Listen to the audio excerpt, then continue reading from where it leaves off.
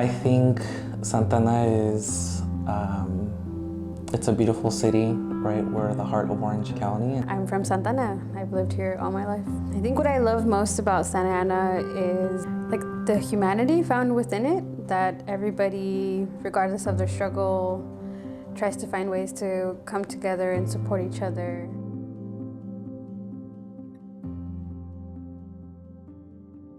Very often, people think of Orange County as this just very affluent community, very affluent people.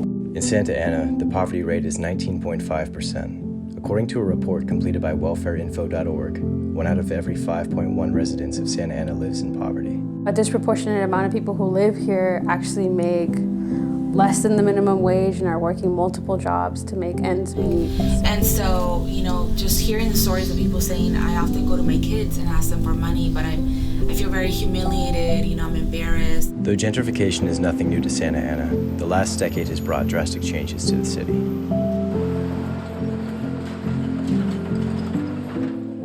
So a lot of this new development is happening in commercial industrial areas or that is transitioning to residential or mixed use. So the city doesn't have an obligation to do that. As Santa Ana gives priority to luxury development, residents face further displacement. One of the ways to stop gentrification in our community was to organize for rent control. And we went to the city council and asked them to do the right thing and give us rent control. And they didn't do it. And that's when we began gathering signatures. One of the challenges was getting to talk to people about the possibility of ever even having rent control. We actually gathered 9,299 signatures. Because to put something on the ballot, you need to gather 10% of the signatures of registered voters in that area.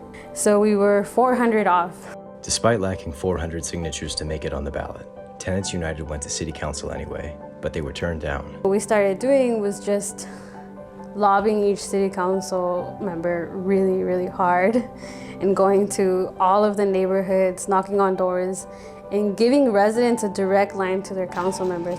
So folks were calling in to their council members, letting them know what their experiences were, and then really showcasing how housing was an issue that everybody was dealing with. I think that's how we were finally able to get a majority to vote on it. Councilmember Fan? Yes.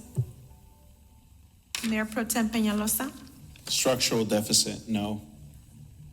Mayor Sarmiento? Yes. I don't know what that meant, but yes, thank you.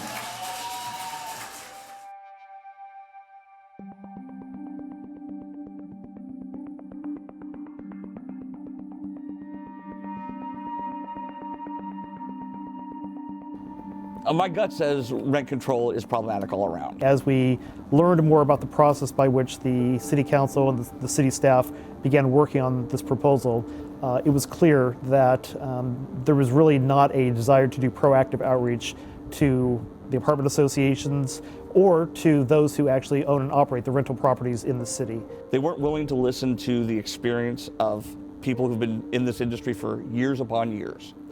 This is going to impact them in ways that they haven't quite figured out yet.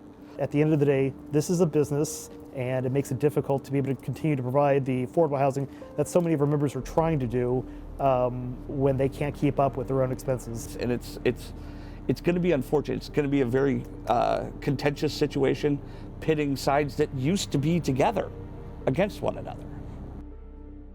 One of the biggest misconceptions is that this is just this big socialist plot to get all these units covered by rent control. I think one of the biggest misconceptions is that it negatively impacts small landlords. The statewide law, Costa-Hawkins, makes it so that rent control can only apply to apartment buildings built before 1995.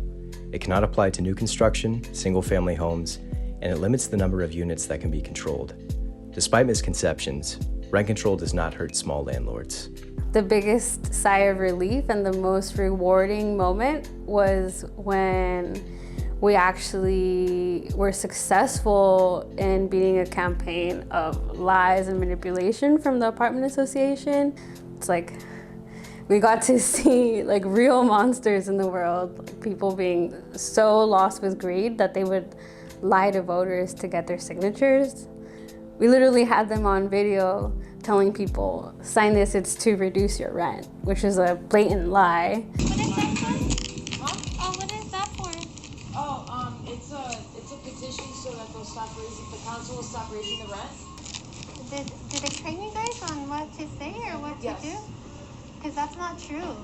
That's lies. Well, to be honest with you, I think you're a little misguided and we're a little misguided about this. Yeah. You don't have 100. You're not 100% correct. I can promise you that right now. We ain't lying to people. It is very misleading. I wish what they had understood was that rent control isn't meant to punish landlords. It's actually there to protect vulnerable tenants. You know, maybe one solution in their city is to really listen to the stories of the people that live there, because what we found is that a lot of the folks that were coming in opposition didn't live here.